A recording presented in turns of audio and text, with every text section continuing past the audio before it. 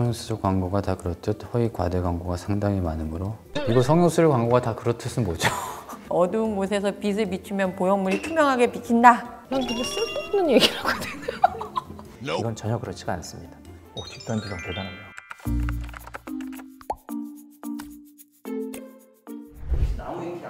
잘 모릅니다. I don't know. 아, 네, 알고 있어요. 그냥 저도 정보 찾을 때 가끔 봐요. 재밌어요. 그 나무위키에 가슴 성형을 한번 검색해 보시겠어요? 네. 독술인데? 어떡하지? 오케이. 가슴 성형을 검색하겠습니다. 가슴 성형을 클릭을 했더니 목차가 굉장히 많네요. 설명이 있고 유방 확대 수술. 말 너무 많이 하게 될 것 같은데 적절히 알아서 잘 편집해주세요. 그래, 일반적으로 작은 가슴을 크게 키우는 경우만 생각하지만 커서 줄이는 경우도 있죠. 축소 맞습니다. 예. 뭐 서구에서 남성도 한다, 일명 가짜 대흉근이다 이런 얘기를 썼네요. 가짜 대흉근이라고 설명한 부위가 여기서 존재하는 그 근육을 말하거든요. 갓발을 만드는 수술을 얘기하는 거잖아요. 서구에서는 실제로 팩 보형물이 있습니다. 대흉근 보형물이 있어서 남성분들 같은 경우 삽입하는 경우인데 우리나라는 이 대흉근 보형물이 허가가 안 났어요. 국내에서는 아직 시행하고 있지 않은 수술인 것 같습니다. 그리고 상당히 많은 사람들이 간과하고 있는데 바로 유방암으로 인한 수술로 그러네요. 가슴을 잃은 사람들도 가슴 수술을 할 수 있다는 것이다. 맞습니다. 이제 우리 여성분들 같은 경우에 가슴 한쪽이 없어지면 상실감, 그건 정말 이루 말할 수가 없고요. 생활의 불편까지 더해 매우 힘든 경우가 많다. 허전한 것뿐만 아니라 양측으로 존재하는 기관은 한쪽이 없어지면 전체적인 몸의 밸런스가 깨져요. 실제로 유방암으로 한쪽 가슴을 상실하신 분들 같은 경우에는 허리 통증, 디스크, 굉장히 많은 다른 신체적 증상을 호소하십니다. 가슴 재건 수술을 하게 되면 본인이 가슴이 생기면서 여행도 다니시고 아주 자유로운 삶을 사시죠. 가슴 성형 수술은 가슴 확대술, 가슴 축소 수술, 그리고 가슴 거상, 그리고 가슴 재건 수술, 이게 네 가지를 다 포함해서 가슴 성형 수술이라고 할 수가 있습니다. 설명이 잘 돼 있는 것 같아요. 집단 지성 대단하네요. 유방 확대 수술, 무혈 가슴 성형이란 출혈 시 위험을 그건 피 거의 안 납니다. 다 잡으면 살 수 있어요. 아니. 철철철. 피를 보면요, 사람이 그 아드레날린이 확 올라가가지고 안 돼. 나한테도 안 좋고 환자한테도 안 좋고. 피가 많이 나는 상황에서 가슴 보형물을 삽입했을 때 구형구축이 많이 발생하기 때문에 여기서 얘기하는 무혈은 아니고 피가 덜 나게 수술을 하는 것은 중요하다. 그거는 맞는 것 같습니다. A컵을 B컵으로 만드는 것보다 B컵을 D컵으로 만드는 게 더 유리하다. 작고 타이트한 가슴을 늘리는 것보다 적정 볼륨을 갖고 있는 사람을 더 키우는 게 더 쉽지 않느냐 뭐 이런 얘기인데 어느 정도는 맞아요. 보형물을 아주 얇은 보자기로 싸놓습니다. 그러면 바깥에서 보기에도 동그란 게 뭐가 들어있네 싶고 보자기 위로 보형물을 만져도 보형물의 촉감이 훨씬 더 잘 느껴집니다. 근데 보형물을 두꺼운 담요 같은 걸로 싸놨다고 생각해보세요. 그러면 거기가 봉긋한데 뭐가 들어있나 싶고 만져도 보형물이 덜 만져지겠죠. 우리가 보형물이 들어갔었을 때 그 위에 둘러싸고 있는 피부나 연조직이 두꺼운 경우에 티가 덜 나거든요.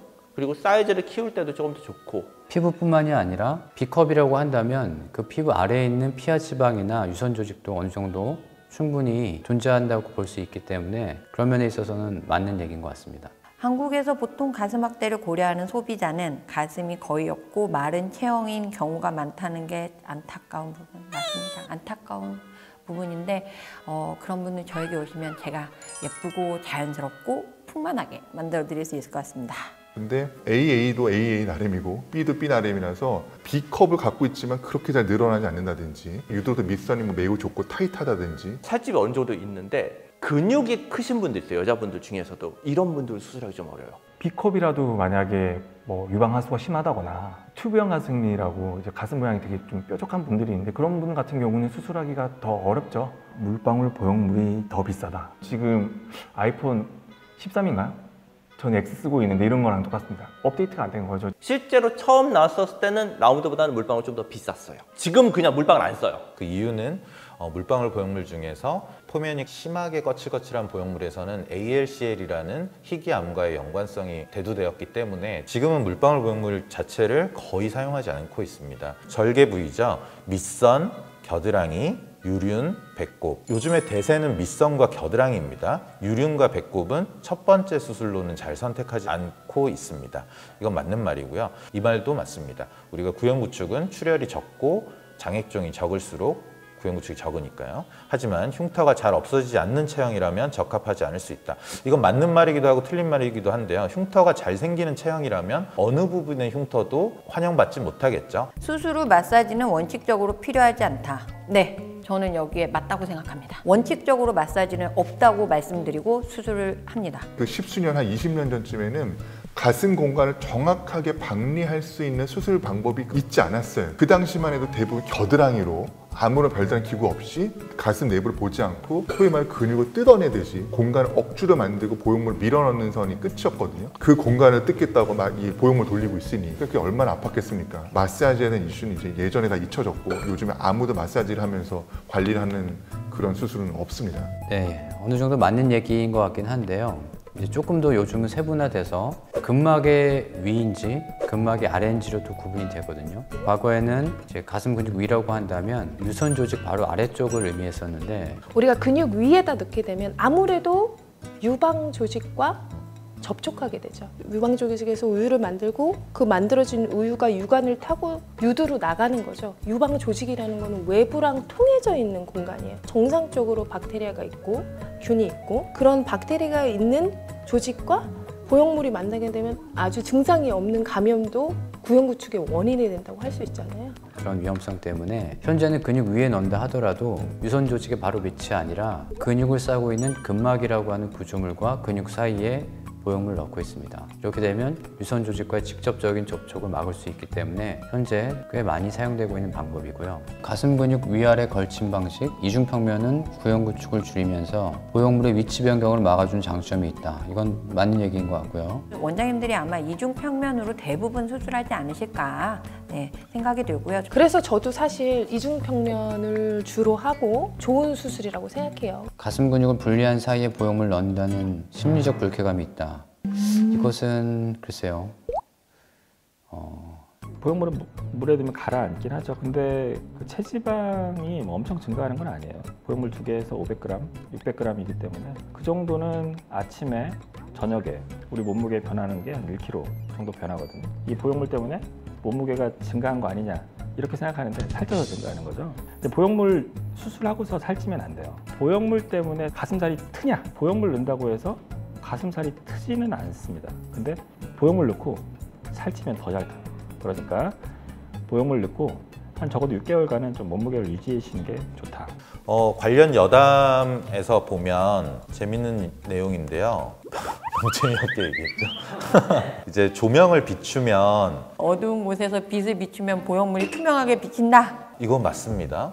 피부가 진짜 얇으신 분들의 경우에는 있을 수도 있을 것 같아요. 덮고 있는 덮개가 거의 없기 때문에 이불이 거의 없기 때문에 그 안에 있는 내포물에 반짝반짝거리는 게 보일 수 있고 이런 건 특히 겉이 투명한 스무스 보형물에서 조금 더 생각해 볼 수 있는 부분이죠.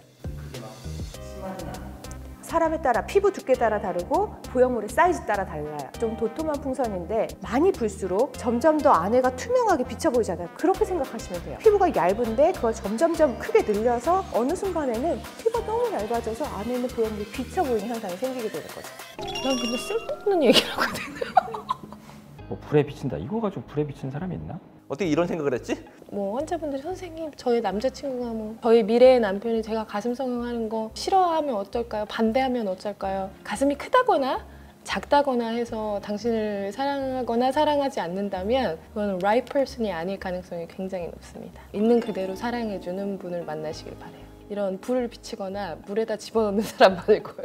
가슴 성형한 실리콘은 터지지 않는 이상 없어지지 않기 때문에 가슴만은 빵빵한 경우가 발생한다. 그렇지 않습니다. 처져요. 나이가 들면서 가슴 모양이 똑같다. 그건 아니에요. 아주 마르시고 깡마르신 50대, 60대 여성분들이 가슴 성형을 하셨을 때 그때 이런 모양이 되실 수 있어요. 하지만 예전에 수술을 하셨는데 5, 60대가 되셨다. 그냥 완전 탱탱한 그런 모양이 아니라 아무래도 피부가 노화되면서 처진 느낌이 되겠죠? 기본적으로 필러에 대한 몇 가지 주의사항만 지킨다면 보형물 삽입에 비해 많이 권장되고 있는 편이라고 했는데 이건 전혀 그렇지가 않습니다. 국내에서 승인받은 제품이긴 하나 안면용으로 승인받은 제품이에요. 안면용으로 승인받은 제품을 몸이나 엉덩이나 가슴에 넣을 수는 있기는 하지만 불법은 아니지만 충분한 데이터가 확보가 되어 있지가 않기 때문에 원치 않는 부작용이 생길 가능성이 많이 있고요. 실은 저희 병원에도 이런 것 때문에 고생해가지고 오시는 분들 많이 있습니다. 한 1cm 절개하고 이렇게 짜내면은 옥수수 죽처럼 쭉 나와요.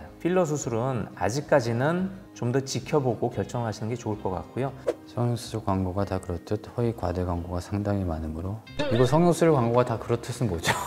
허위 과대 광고는 의료법에 걸리고요. 우리가 심의를 받고 광고를 할 수 있기 때문에 하지만 병원을 선택할 때 신중해야 하는 거는 맞겠죠. 수술 후 통증이 매우 심하다 이거는 조금 과장이고요. 과거에 가슴이 너무너무 아프다고 생각했었던 이유는 정확하게 가슴 근육을 박리하는 기술이 없었거든요. 예전에 비해서 많이 개선됐기 때문에 물론 사람들마다 개인차는 있을 수 있겠지만 과거에 비해서는 굉장히 많이 줄어들었고요. 2박 3일 동안은 팔굽혀펴기를 300개 한 것 같은 그런 뻐근한 통증이 있다고 얘기를 해요. 큰 흉터가 남는다. 이제 밑선 절개 같은 경우에는 가슴 약간 바깥쪽으로 많으면 4cm 정도 남아요. 겨드랑이에는 우리가 이렇게 하면 다 주름이 다 있거든요. 그 중에서도 가장 깊은 주름을 골라서 딱 4cm 맞춰가지고 나중에 다 흉터가 성숙이 되면 이거는 흉터다라고 우길 수 있게. 이건 흉터다라고 우길 수 있게라고 하셔가지고 내가 그렇게 말했어? 흉터다라고 우길 수 있게. 거꾸로 말했어. 이거는 흉터다가 아니라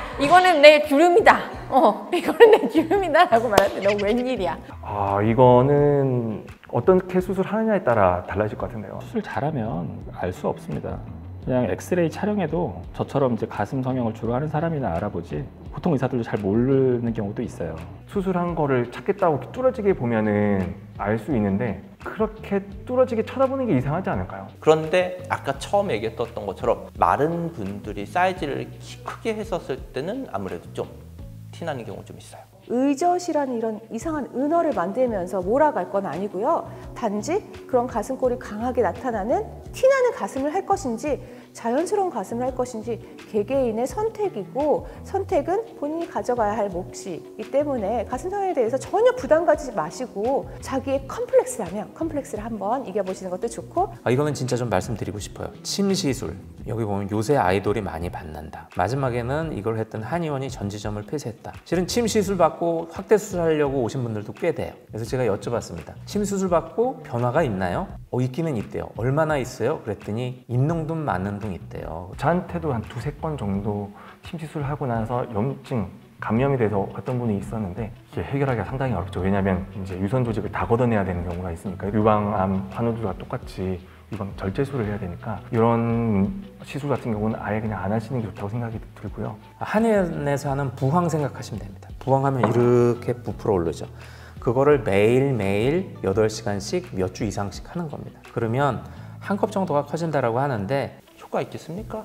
확대 크림, 캡슐 이게 모든 기구는 자연 도태예요. 효과가 없으면 사라지게 돼 있어요. 수술만 남는 데는 이유가 있는 것 같아요. 저는. 그 나무위키 지금 읽어보셨는데 어떠신 것 같으세요? 다 맞는 것 같지는 않고요. 예전 지식을 바탕으로 되어 있는 것도 있고 지금 환자들에게 불필요한 그런 정보도 많이 있고 그 성형의 패러다임이라는 게 계속 바뀌기 때문에 굉장히 빠른 속도로 진보하고 있거든요. 완전하게 믿을 건 아니지만 그래도 그냥 엿담 같은 거는 재밌게 보시긴 괜찮을 것 같아요. 저도 참 모르는 거 있을 때 많이 찾아보는데요. 제가 잘하는 부분에서 찾아보니까 다 믿으면 안 되겠네요. 이 나무위키만 가지고 맹신하고서 이렇게 수술을 결정한다거나 그러시면 안 될 것 같고요. 이게 다 맞다고 생각하지 마시고 병원에 와서 전문의와 자세한 설명을 하시길 바랍니다.